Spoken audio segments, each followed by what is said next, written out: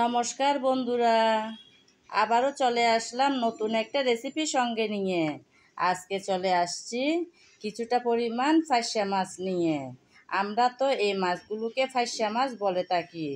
আপনারা কে কী নামে চিনেন বা বলেন কমেন্ট করে বলতে পারেন। কিন্তু এই ফাইসা মাছ কিন্তু অনেক কাটা, তাই বাচ্চাদের খাওয়াতে একটু কষ্টই হয়। কিন্তু একটু কড়া করে লাল লাল করে ভাজলে ভীষণ ভালো হয় খেতে, আর ছোটো বড় সবাই মজা করে খেতে পারে। কিভাবে যে আমি আজকে এই ফাইসা মাছগুলো ভাজবো সেটাই আপনাদের সামনে তুলে ধরব। শুরুতেই আমি মাছগুলো কেটে ধুয়ে পরিষ্কার করে নিয়েছি। এখন মশলা মেখে নেব। প্রথমে আমি অর্ধেকটা লেবু নিয়েছি, সেই লেবুর রসটুকু আমি মাছের উপর দিয়ে দিলাম। আপনাদের ভালো না লাগলে নাও দিতে পারেন, অবশ্য একটু দিলে ভালোই হয়। আষ্টে গন্ধটাও চলে যায়, খেতেও হয় দারুণ। যদি হাতের কাছে লেবু না থাকে তাহলে ভিনেগারও দিতে পারেন।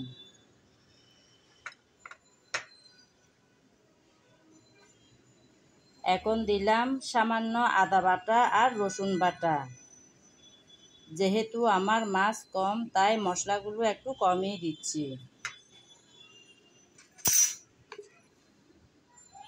এখন দিচ্ছি হলুদ,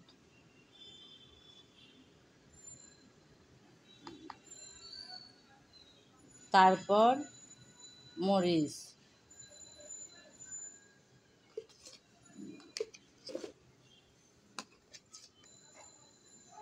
তারপর জিরা আর ধনিয়া গরম মশলা একসাথে গুঁড়ো করা পাউডার,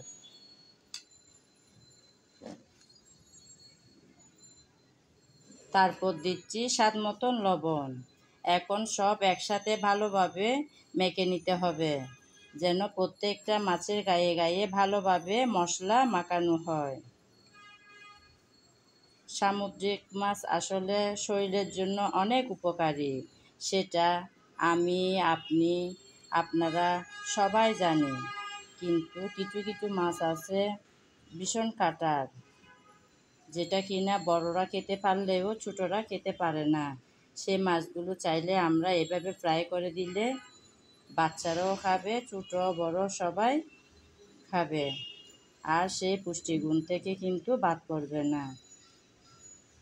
আমরা মারা আসলে সবসময় চেষ্টা করে থাকি যেন আমাদের বাচ্চারা সব কিছু খেতে পারে, সেটা চিন্তা করে কিন্তু সকালবেলা উঠে আমরা ভাবি কি রান্না হবে, আর যেটা রান্না করলে ছোটো বড় সবাই খাবে সেটাই করার চেষ্টা করি।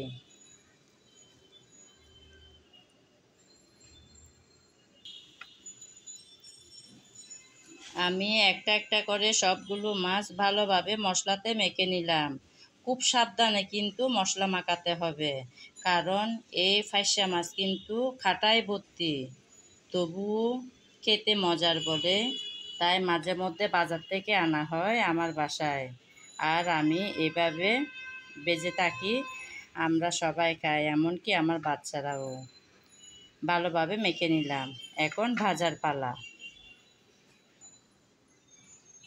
মেখে তো নিলাম, এখন ভাজার জন্য নিয়ে যাচ্ছি। আপনারা চাইলে কিছুক্ষণ রেখে দিতে পারেন ম্যারিনেট করে, যেহেতু মাছগুলো একদম পাতলা, না রেখে দিলেও চলবে, সঙ্গে সঙ্গেও ভাজা যাবে। আমার আজকে হাতে সময় কম তাই আমি সঙ্গে সঙ্গে ভেজে নিচ্ছি। মাছগুলো ভাজার জন্য চুলায় আমি একটা প্যান বসিয়ে দিয়েছিলাম। প্যান গরম হয়ে যাওয়ার পর এখন দিয়ে দিচ্ছি সামান্য পরিমাণ তেল।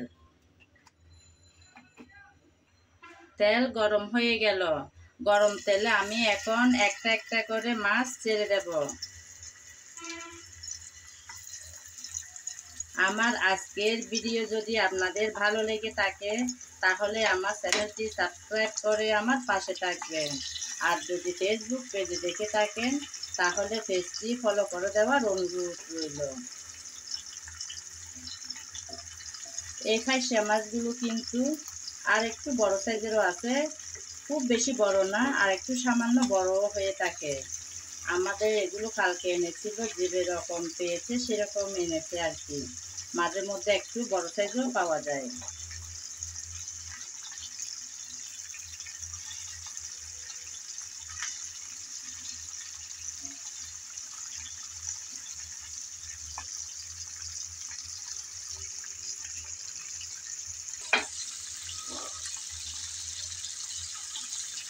জায়গা একটু খালি করে আর দুইটা আছে সেগুলো পরপর দিয়ে দেব।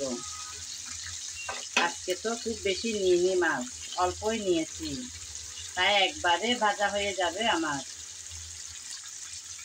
সবগুলো তো দিয়ে দিলাম, এখন অপেক্ষা করব একটা সাইড যেন ভালোভাবে ভাজা হয়। একটা সাইড ভালোভাবে হয়ে গেল, তাই আমি আরেকটা সাইড উল্টিয়ে দিচ্ছি। খুব বেশি কিন্তু সময় লাগে না এই মাছগুলো ফ্রাই করতে, তারপরেও খুব যত্ন সহকারে করতে হয়, কারণ মাছ একটা সাইড ভালোভাবে না হওয়ার আগে যদি তুলতে যান অবশ্যই ভেঙে যাবে। সেই জন্য একটা সাইড ঠিকঠাকভাবে ভাজা হওয়ার পর পরবর্তী সাইডটা উঠাতে হয়। আমি একটা একটা করে সবগুলো মাছ উঠিয়ে দিলাম, আবারও অপেক্ষা করব যাতে এই সাইডটাও সুন্দর করে লাল লাল করে ভাজা হয়।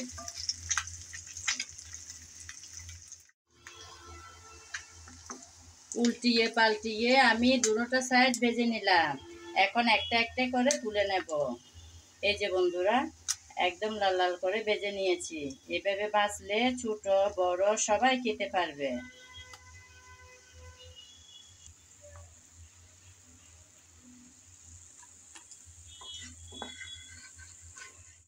ভাজা তো হয়ে গেল, এখন পরিবেশনের পালা।